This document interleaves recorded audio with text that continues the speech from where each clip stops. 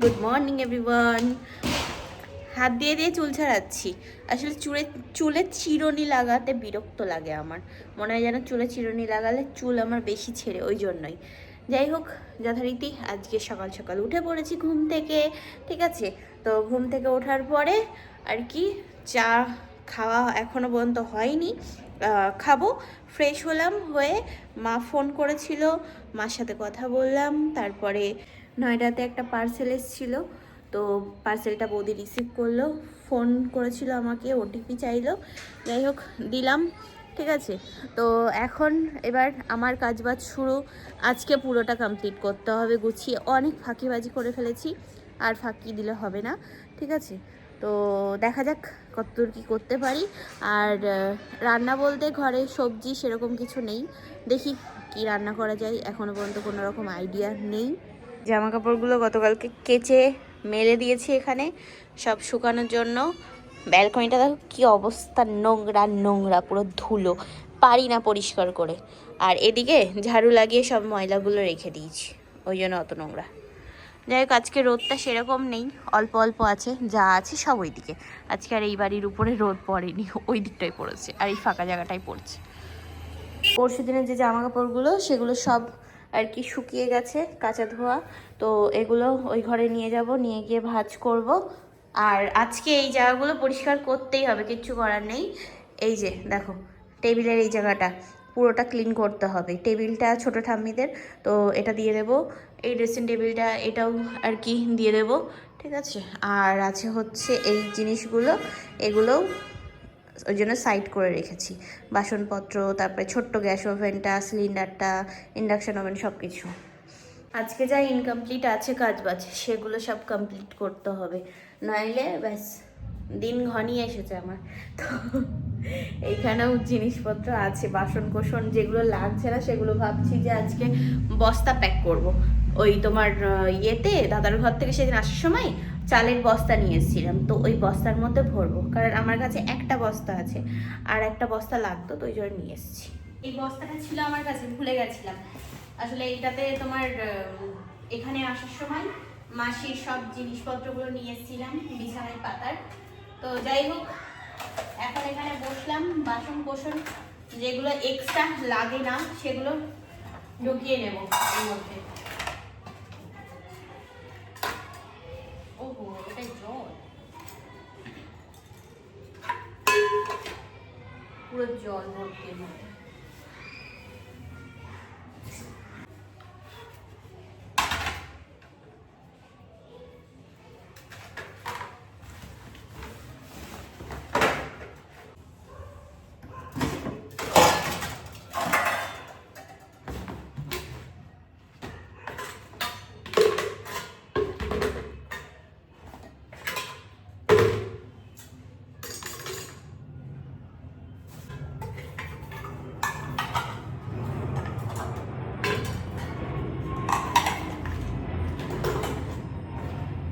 এসব ছোটখাটো জিনিসগুলো এর মধ্যে করে রেখে দিচ্ছি, যেন একবারে আর কি খুঁজে পাওয়া যায়।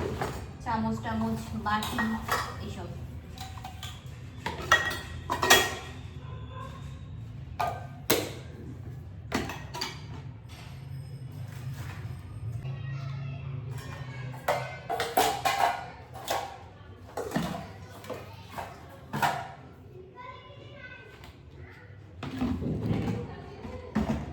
মিক্সচার মেশিনের এখন আর দরকার নেই, তো ওই জন্যই এটাকে এখন ঢুকিয়ে দেব।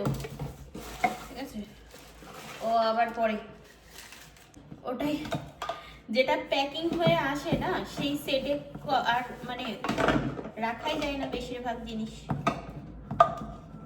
হয়ে যায় এদিক ওদিক। দেখো এই বক্সটার মধ্যেই কিন্তু এসেছিল মিক্সচার গ্রাইন্ডারটা, আর সেট হচ্ছে না।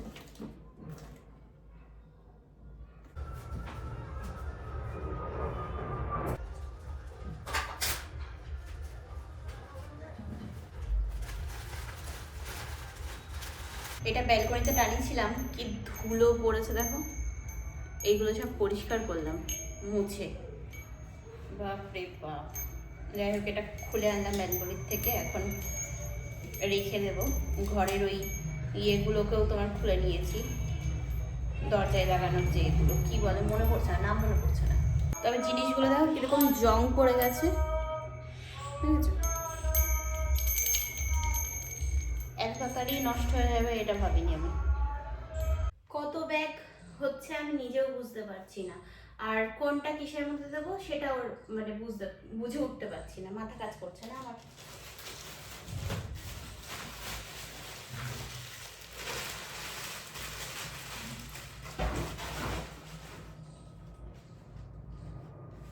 একবার মনে করছি যে এই ব্যাগগুলো এর মধ্যে ঢুকিয়ে দিই, আবার মনে করছি বাইরে আছে, বাইরে থাক, যেগুলো বাদ বাকি এক্সট্রা আছে ওগুলো দিয়ে দিই। আচ্ছা মিক্সচার মেশিনটা নিয়ে আসি এর মধ্যে।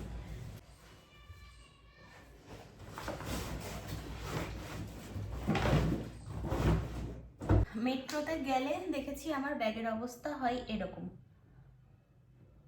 জানি না বোঝা যাচ্ছে কি, তবে কলিং দিয়ে চেষ্টা করলাম, কালো দাগ ভাবটা আর কি উঠলো, ঠিক আছে? এর থেকেও আরো বেশি ডিপ কালো ছিল, তো এটা তো আর কাছে যাবে না, ওই জন্য হচ্ছে সমস্যা। এখন এটা পরিষ্কার করছি, দেখি হয় কি, যদি মানে ভালোভাবে পরিষ্কার হয়ে যায় তাহলে আর অসুবিধা হবে না, নাহলে কিরকম লাগে না ব্যাগটার মধ্যে কালো কালো দাগ হয়ে গেছে। আসলে কি বলতো, ওই যখন চেকিংয়ে দেওয়া হয় না, তো তখন ওই রাবারের এতে পুরো দাগ হয়ে যায় ব্যাগে, খুব বাজে অবস্থায়।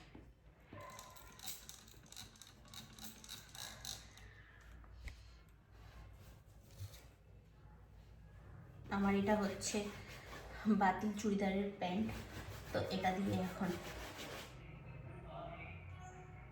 আমার পুরোওয়ালা আসলো।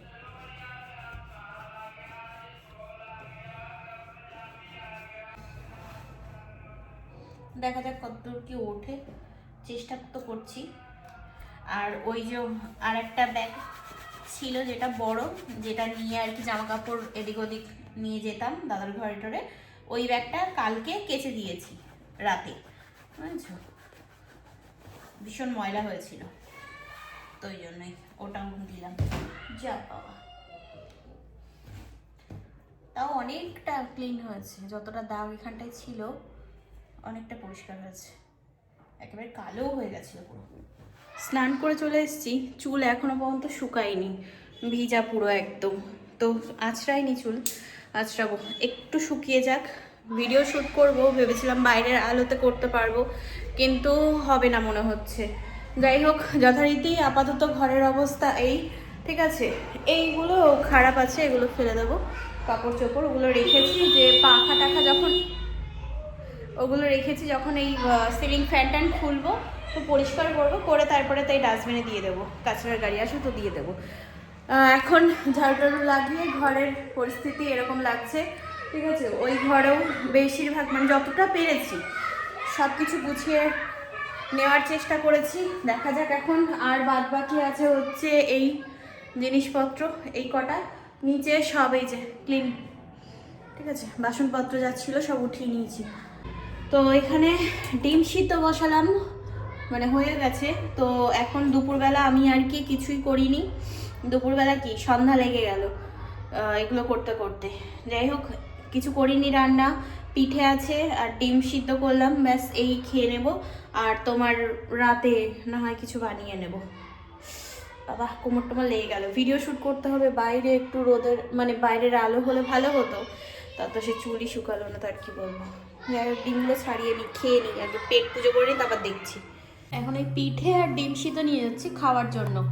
এই দেখো এখানে ব্যাগপত্র এই যে এরকমভাবে সব রাখলাম, ঠিক আছে? বিছানাটার অবস্থা হচ্ছে এই, আর এই সাইডেও আছে অনেক জিনিস। আমার আর ভালো লাগছে না গোছাতে, রীতিমতো হাঁপিয়ে উঠেছি। বেশিক্ষণ দাঁড়িয়ে থাকলে ব্যাক পেন শুরু হয়ে যায়, তারপরে আর কি ব্যাস, একবার যদি কোমর ব্যথা শুরু হয়ে যায় আর কি দেখে। যাই হোক, আজকে কি বলবো আর,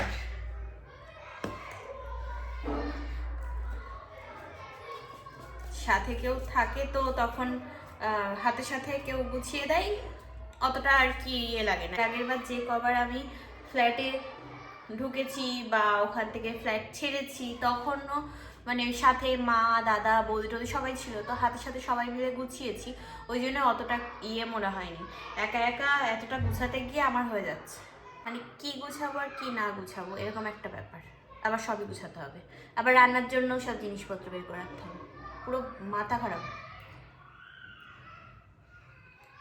এখানে এটা কি সুন্দর খেলা করছে দেখো, ওদের খেলা দেখে আমার ছোটবেলার কথা মনে পড়ে যাচ্ছে। ছোটবেলায় আমরাও খেলতাম এরকম বিকেলবেলা, না ক্রিকেট খেলতাম না, তবে অন্য খেলা। আরে বাপ রে বাপ, গেছে গেছে গেছে গেছে পুরো ওই ইয়েতে চলে গেছে, সব কটাই জঙ্গলে যাচ্ছে। দেখো দেখি বল চলে গেছে, ওই জন্যই।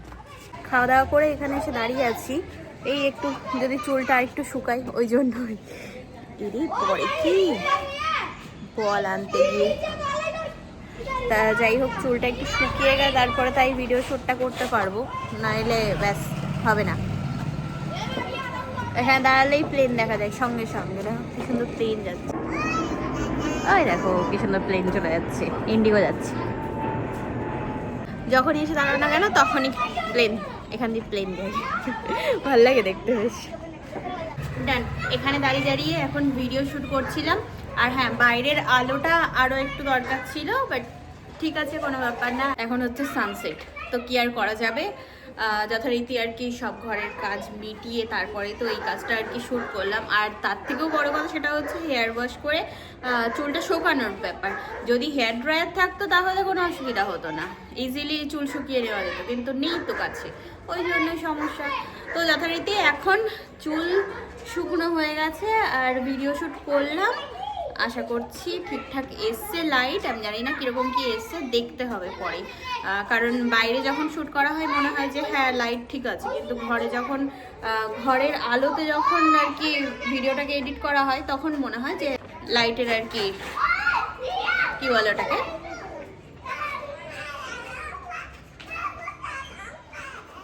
আমার সাথে এরকমটাই হচ্ছে কদিন ধরে। আমি জানি না, কথা বলতে বলতে আমি কথা হারিয়ে ফেলছি। এই লাইটের কি এটা গ্যাপ মাথায় আসছে না, পেটে আসছে, মাথায় আসছে না, আমি জানি না। চলো পরে কথা। ভিডিও শুট কমপ্লিট, এখানে এখন চা বানাচ্ছি নিজের জন্য, ঠিক আছে? আছি তো নিজেই, তো নিজের জন্য বানাবো, তো কার জন্য বানাবো? যাই হোক, এখানে চিনি ঢেলে নিলাম, যেটুকু চিনি ছিল ঢেলে নিয়েছি, কোটোতে যা থাকবে থাক। চা পাতা আনতে ভুলে গেছি ফাঁকা, তো আমাকে এখন গিয়ে মনে হচ্ছে যে এই পাশে দোকান থেকে চা পাতা আনতে হবে। বড় চা পাতা আনবো না, কারণ তোমার ইয়েতে এই কয়েকটা দিনের জন্য আর বড় চা পাতা নিয়ে লাভ নেই। আর চা পাতা খুলে রাখলে ফের ওই ইয়েটা বেরিয়ে যায়, গ্যাসটা বেরিয়ে যায়, তারপরে আর ভালো লাগে না। আজকে ভেবেছিলাম কি তোমার ওই ইয়ে করবো, কি বলে, আলুর পরোটা বানাবো দুপুরে, তা মাথার থেকে বেরিয়ে গেছে। আলু এখানে ঘরে যে কটা ছিল কেটে রেখে দিয়েছি, আলু রসুন এগুলো আর কি তরকারি বানাবো তাই, আর পেঁয়াজ, ঠিক আছে? তো এই কটা ছিল। চা করে নিয়ে এসে এখানে শুয়েছি আর ঘুম পাচ্ছে এখন। তা ভাবলাম যে না ঘুমিয়ে যাই, গিয়ে রান্নার জন্য গুছাই, আর একটু গিয়ে আর কি চা পাতা নিয়ে আসি, ওখানে তো সব আর কি রাখা আছে ব্যাগপত্র। যাই, নাইলে এরকমভাবে শুয়ে থাকলে ঘুমিয়ে পড়বো আমি এখন এই সন্ধ্যাবেলা। টিপটপ লজেন্স ঘরের থেকে আসার সময় নিয়ে এসেছিলাম, খাচ্ছি এখন। আলুগুলো বয়েল করবো। চোখে আমার ঘুম, কালকে রাতে আমার ঠিক করে ঘুম হয়নি। আজকে সকাল সকাল ঘুম থেকে উঠে গেছি ঠিকই, কিন্তু এখন একটু শুয়েছিলাম তো চোখ পুরো বন্ধ হয়ে আসছিল, চোখ জ্বালা করছে এখন আমার।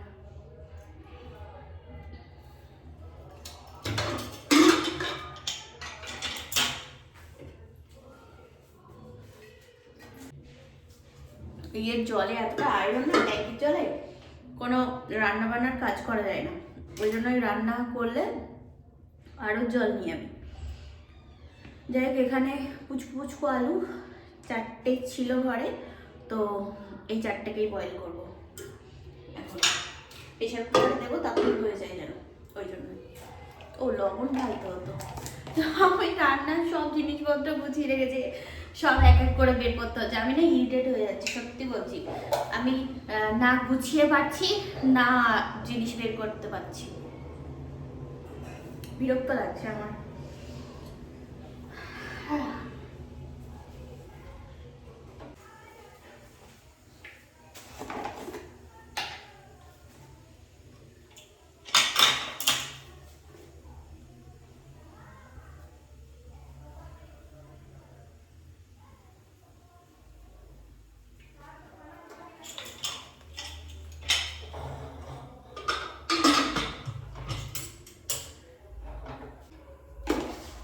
ব্যাস ঢেলে নিলাম রান্নার জন্য লবণ কটোতে, ঠিক আছে। আর কি করবো, পেঁয়াজ লঙ্কা কাটতে হবে।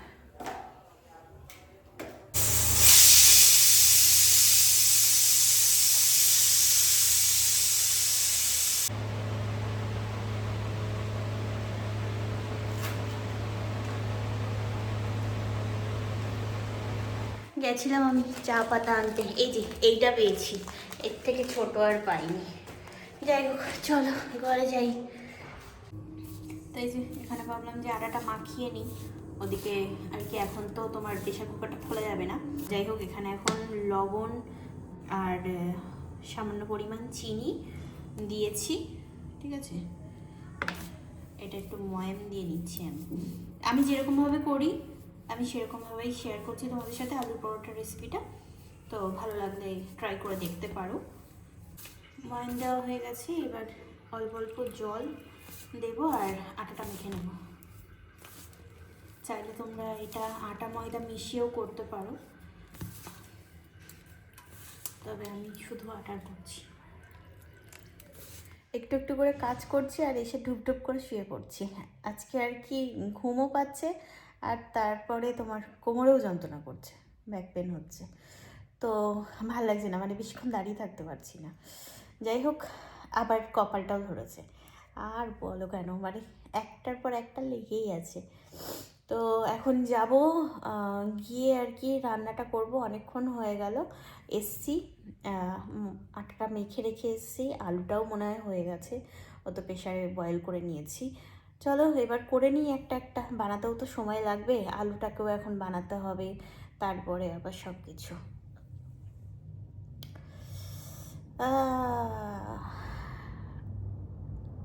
কপাল কপাল কপাল, কপালে হচ্ছে ব্যথা, কপাল কপাল। সেদিন ইয়েতে আচার যেটা করেছিলাম না 2 কিলো আমলার, তো মানে যে ভাজা মশলাটা ওর মধ্যে দিয়েছিলাম, ওটা একটু মানে আমার লাগছিল যে কম হয়েছে। তো একটু ঝালও লাগবে আর একটু মশলাও লাগবে। তা তোমার ওই আলুর পোটটার মধ্যে দিতেও একটু ভাজা মশলা লাগতো, তো এই জন্য একবারই করে নিচ্ছি। এই যে এখানে আছে হচ্ছে 5 ফোড়ন, আর এই হচ্ছে শুকনো লঙ্কা। শুকনো লঙ্কাগুলো আলুর মধ্যে দেবো না, এগুলো এতে দেবো, আচারে দেবো, ওই জন্যই। অতটা আমলার আচার তো মানে বুঝে উঠতে পারিনি যে কতটা কি লাগবে ভাজা মশলা। আর জাস্ট ফ্যানটা চালিয়ে নিই, নাইলে এক্ষুনি আমার শুকনো লঙ্কায় ব্যাস নাকের জলে চোখের জলে হতে হবে।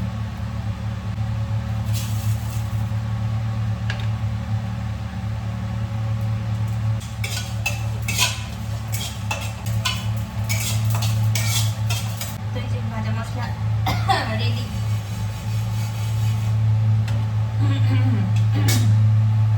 গরম থাকতে থাকতেই বেলে নিই। আমার কাছে ছোট নেই, তোমার কি বলে হামানদিস্তা, তো আমি ওই শিলপাটাতেই করে নিই। শিলপাটাতে বলছি দোষ, ওই বেলনা পিড়িতে। গ্যাস অফ করে দিয়েছি, তবুও ঝাল।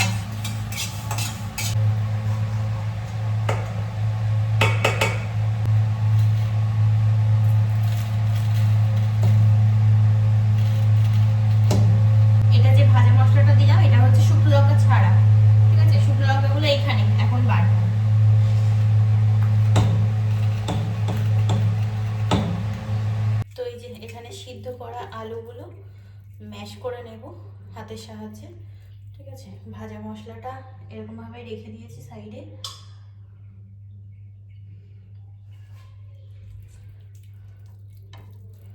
আসলে বেশি বাসন নেই বাইরে, তো ওই জন্যই অল্প কয়েকটা বের করে রেখেছি, ওই জন্য আর কি তোমার অসুবিধা হয়ে যাচ্ছে।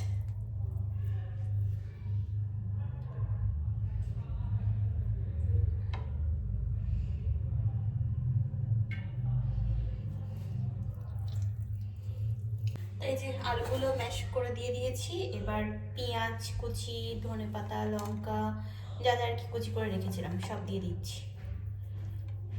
একটু কালার আনার জন্য এটা হচ্ছে তোমার কাশ্মীরি লঙ্কার গুঁড়ো, এটা কালার, হ্যাঁ, মানে ঝাল না।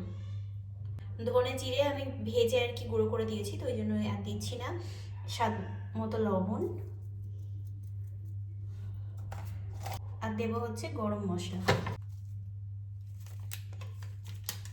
এগুলো এবার ভালোভাবে মাখিয়ে নেব। আলু মাখাটা দেখতে কি দারুণ হয়েছে, তাই না? একটু টেস্ট করে দেখলাম, বেশ ভালো লাগছে খেতে, একদম ফুচকার আলুর মতো হয়েছে। ঘরে একটু চাট মশলা থাকলে ওটাও দিতে পারো, যারা একটু খাট্টা ভাব ভালোবাসো, বাট আমার কাছে নেই চাট মশলা, ওই জন্য আমি দিতে পারলাম না, আর লেবুও নেই। যাই হোক, এখন আমি এই যে আলুটা মেখেছি, এটা কিন্তু আমি কাঁচা দেবো না, অনেকে এই রকমভাবেই দেয়, বাট আমি একটু মানে বাটারে একটু ইয়ে করে নেব, সাঁতলে নেব, তাহলে একটু ভালো লাগবে।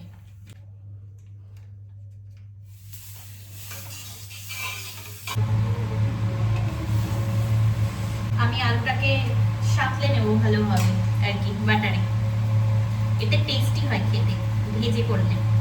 এদিকে আটা যেটা মেখেছিলাম বেশ ভালোভাবে আর কি চিনিগুলো গলে গেছে, আর একটু মেখে নিয়ে তারপরে তাই বানাতে হবে। 5টা হয়ে গেছে, সবকটা আর কি এরকম করে নিয়েছি আমি। গতকালকের যে ভিডিওটা আমি পোস্ট করেছি, ওই ভিডিওটাই একটা থাম্বনেল দিয়েছিলাম। আসলে আর কি বলেছিলাম ভিডিওতে যে একটা কমেন্টের থ্রুতে আর কি বলেছিলাম যে তোমার আমি নাকি পার্টনারের সাথে আছি, ঠিক আছে, তো ওই বেসিকে আমি একটা থাম্বনেল দিয়েছিলাম। সেটাতে যারা যারা আর কি আছো, মানে আমাকে অ্যাপ্রিসিয়েট করো, তো তারা তারা এমন এমন সুন্দর সুন্দর কমেন্ট করেছো না, যে কমেন্টগুলো দেখে হেসে আমি মানে কি বলবো, বলার ভাষা খুঁজে পাচ্ছি না। অনেকেই বলছো যে হ্যাঁ ঠিকই করেছো। আসলে কি বলতো, মানুষ খুঁজতে থাকে যে ওর পাশে কে আছে, ও থোড়ি না এত বড় ফ্ল্যাটে একা একা আছে, যাচ্ছে এটা কাজ। যাই হোক, এখন থাম্বনেলগুলো দেখতেও তোমাদের ভালো লাগছে, এটা আর কি কমেন্টগুলো পেয়েও আমারও বেশ ভালো লাগে। আমার ঠাম্মি খুব সুন্দর বানাতে পারে, আলুর পরোটা বলো, পনির পরোটা বলো, হেভি বানাই। তো আলুর পরোটা যখনই বেলতে হয় তখন নাকি মুখটা নিচের দিকে দিয়ে বেলতে হয়। আর হ্যাঁ, আমি অল্প আটা দিয়ে বেলতে পারি না, তো বেলতে গেলে একটু বেশি আটাই লাগে। ঠিক আছে, চলো আস্তে আস্তে হালকা হাতে বেলি।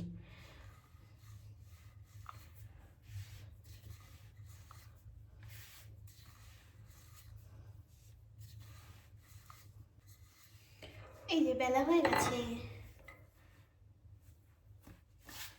এদিকেও ফাটেনি আর এদিকেও ফাটেনি।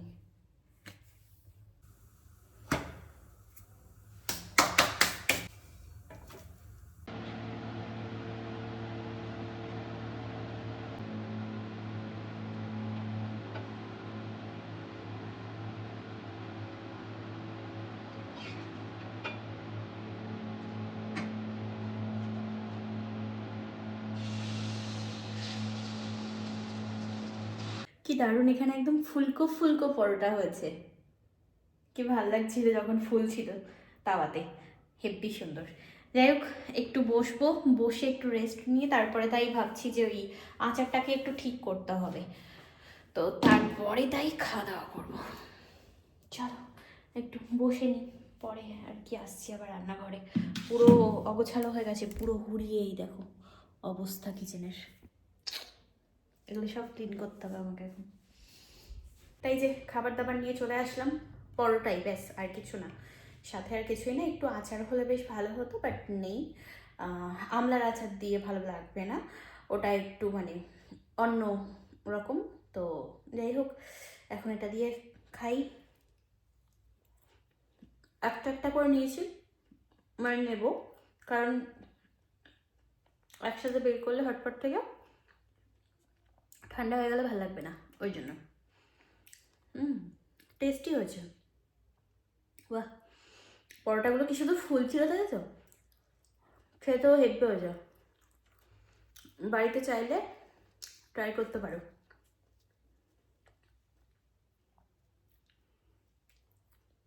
খাওয়া দাওয়া করে চলে আসলাম আবার রান্নাঘরে। এখানে এই আচারটা আর কি করছি, মশলা মিশাতে হবে, মশলা। তো এখন কড়াইতে দিচ্ছি। আসলে কি বলতো, এইটাকে মশলা মেশানোর আগে কড়াইতে একটু গরম করতে হবে, তারপরে দিতে হবে। ওই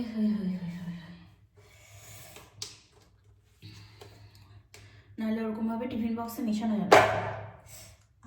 ভর্তি ভর্তি আচার।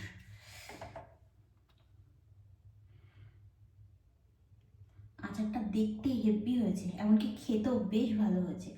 মানে ওই আর কি, একটুখানি মশলা, একটু ঝাল ভাবটা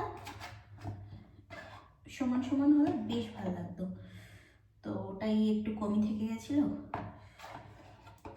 ওই জন্যই। আচারটা কমপ্লিট করে এখানে এসে কম্বলের মধ্যে ঢুকে সেই তখন থেকে মুভি দেখেই যাচ্ছি। ওই যে বললাম যে একটা রোবটের মুভি দেখছি, MY3, মানে রোবট ইনসানই আছে তো আর কি, পার্ট করেছে। যাই হোক, তো যদি কেউ দেখে থাকো অবশ্যই জানিও যে তাদের মুভিটা কেমন লেগেছে। আমার তো বেশ ভালো লাগলো, ফ্যামিলির সাথে বসে আর কি সবার সাথে একসাথে দেখা যাবে, খুব ভালোবেসে মুভিটা।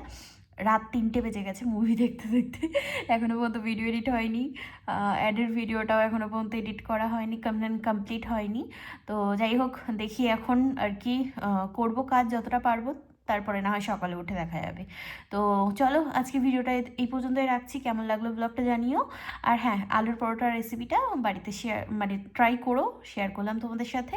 কেমন লাগলো জানিও, বানিয়ে খেও। তো আজকের মতো tata, bye bye, good night and sweet dream, tata.